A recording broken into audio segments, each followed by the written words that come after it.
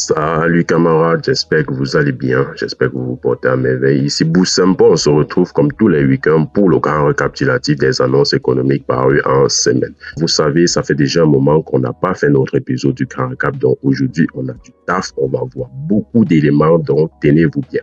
On commence notre analyse d'aujourd'hui par l'analyse de la devise du dollar et tout de suite sur les graphiques, on va d'abord analyser le plan technique et par la suite, on verra le plan fondamental des marchés pour finalement globaliser et avoir une direction des marchés pour la semaine prochaine.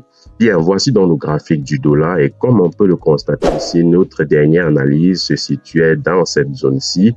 On va donc continuer notre analyse à partir de là et donc finir pas dire voilà qu'est-ce qu'on peut attendre sur ce marché, sur le dollar en tout cas.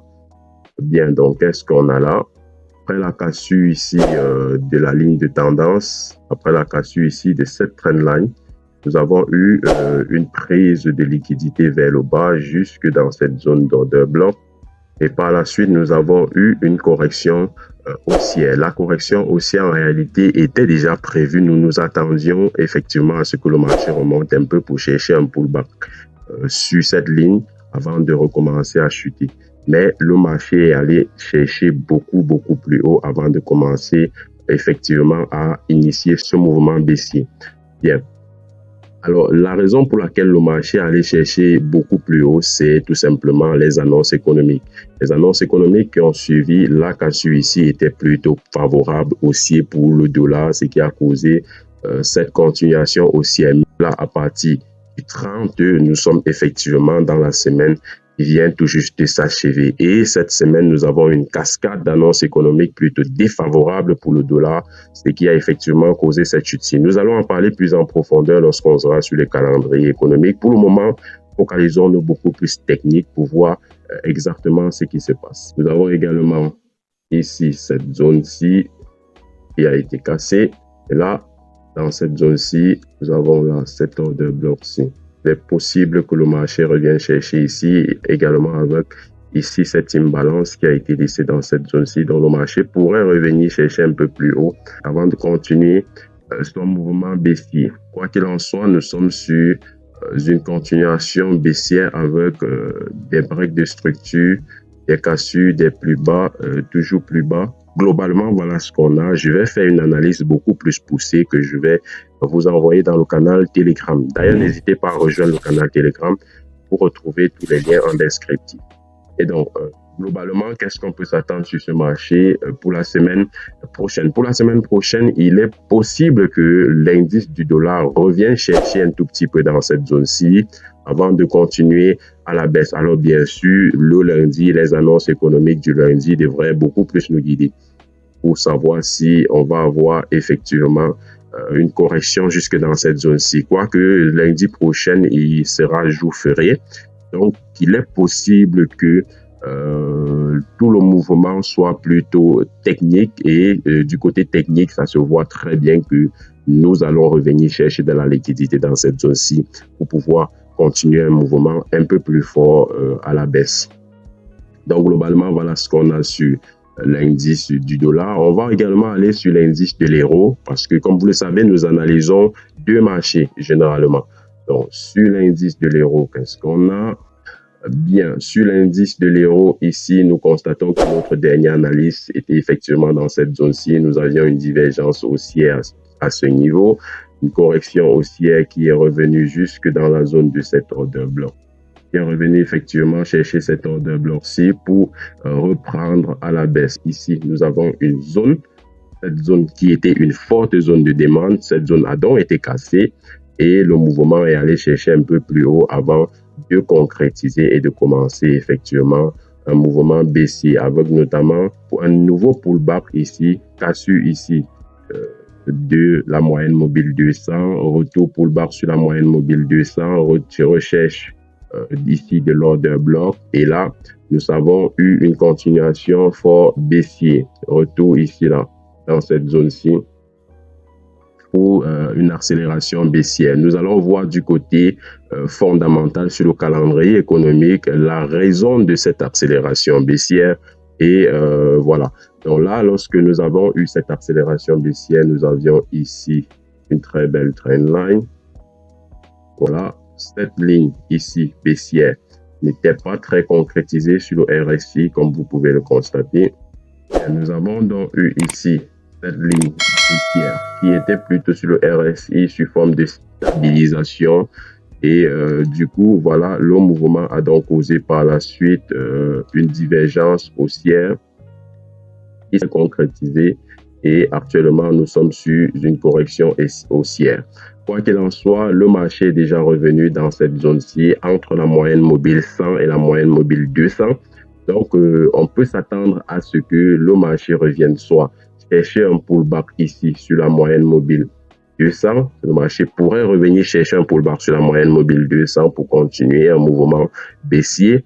Ou alors le marché pourrait revenir chercher un pullback sur la moyenne mobile 100 pour casser la moyenne mobile 200 et revenir chercher beaucoup plus haut une zone d'order block. Notamment ici, nous avons eu ici la formation d'un favor gaps. Ici, à ce niveau, nous avons un imbalance. Et donc, le marché pourrait revenir chercher ici. Mais il y a quelques conditions pour que le marché atteigne cette zone-ci.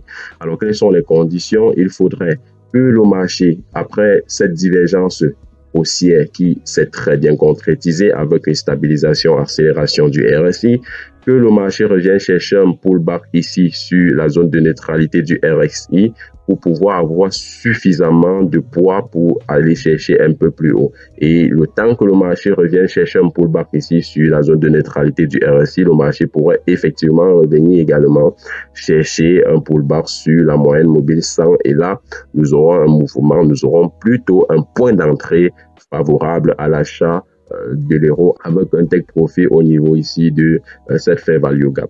Et là, on pourra effectivement sortir de notre position. Et à ce moment-là, on pourra effectivement refaire une analyse. D'ailleurs, nous les referons, nous allons faire ces analyses-là ensemble et donc pouvoir voir comment est-ce que le marché va se comporter. Donc, quels sont nos deux scénarios possibles et envisageables? Ici, nous avions d'abord un premier scénario qui est une correction baissière avec une continuation haussière. Et nous avons également cet autre scénario où le prix reviendra chercher un peu plus haut pour aller effectivement beaucoup plus bas. Donc voilà les deux scénarios auxquels on peut s'attendre actuellement sur l'euro.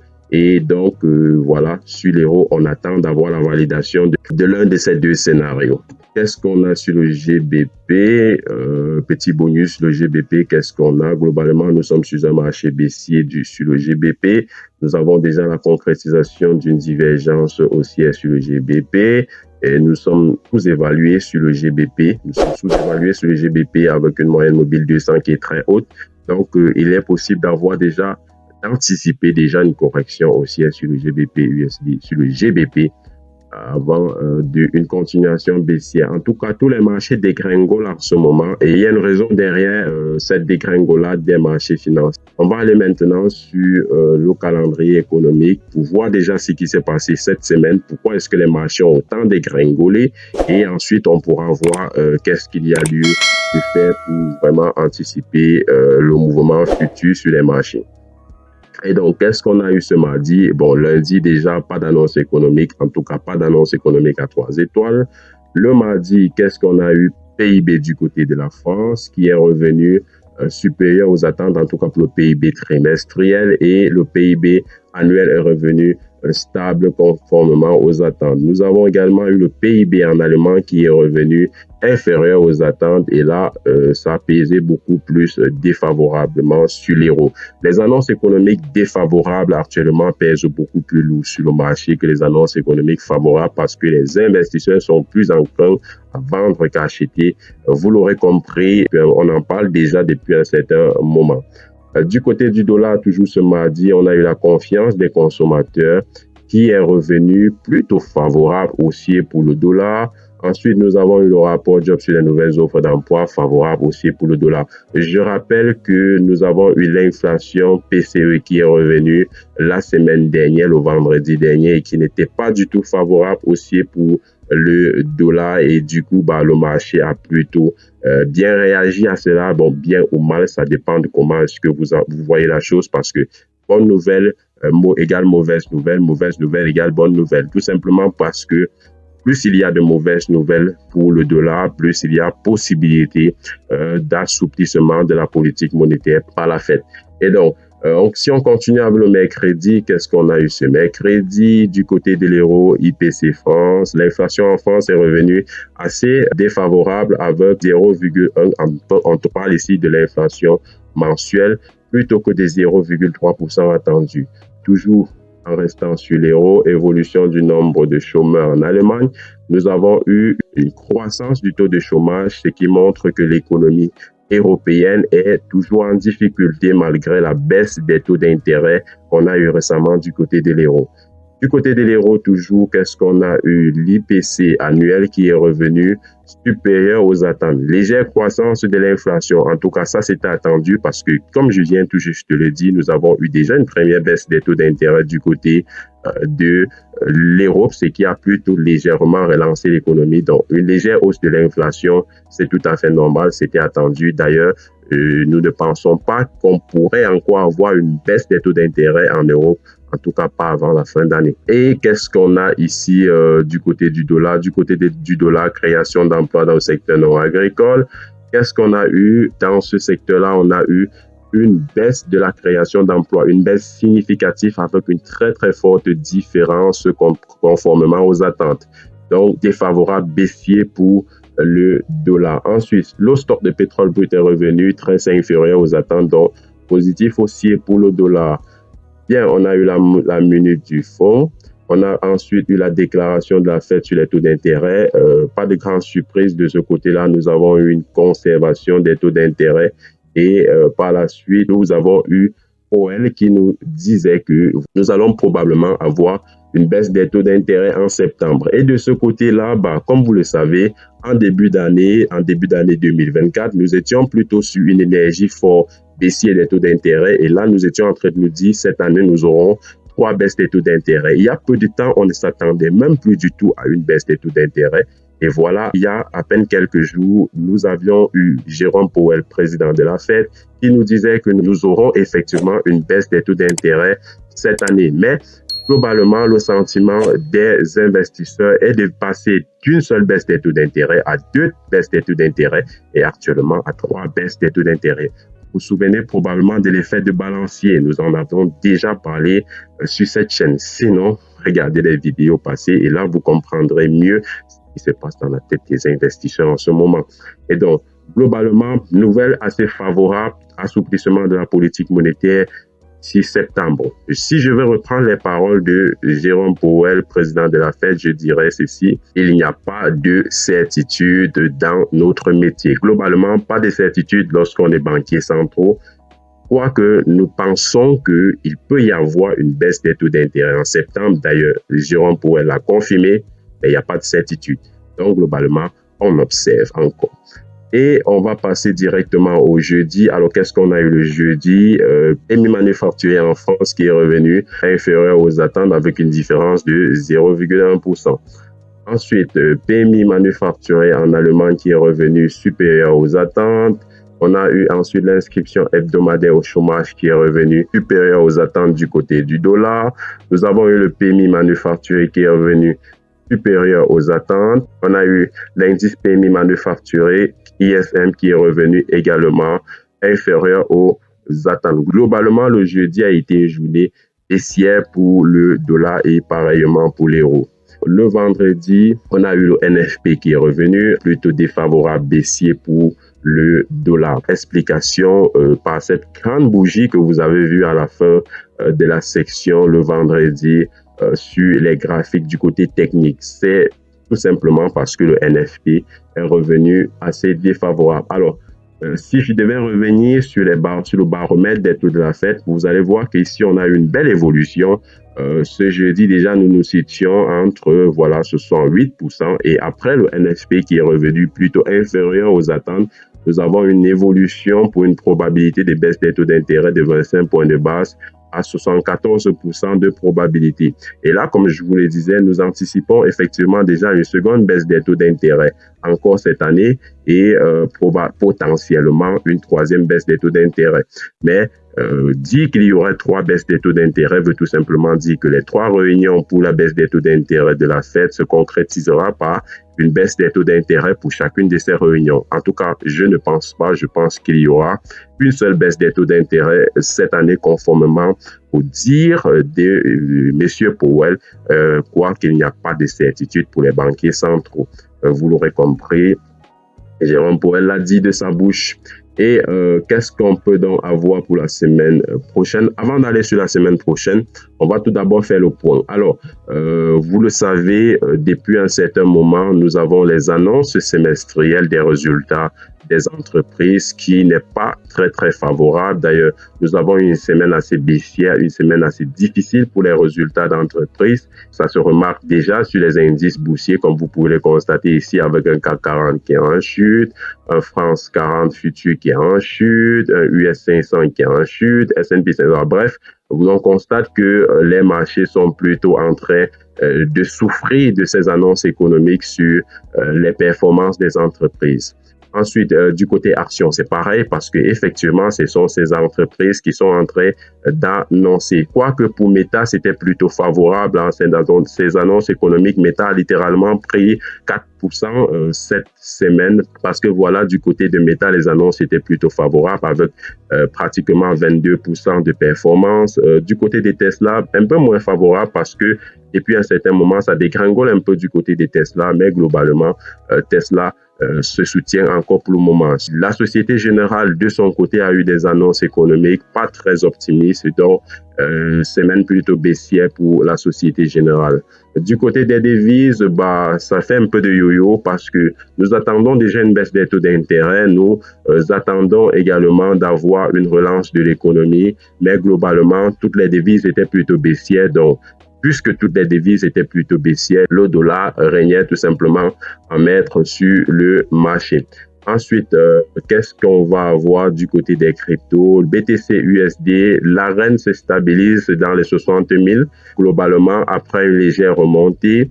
L'Ethereum également est en train de se stabiliser. Quoi qu'il en soit, nous n'avons pas encore eu de réaction sur le marché du Bitcoin concernant l'annonce sur les baisses des taux d'intérêt.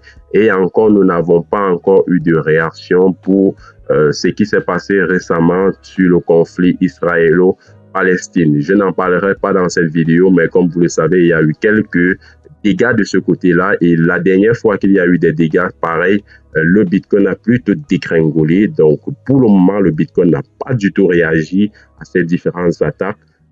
Donc, on reste prudent sur le Bitcoin.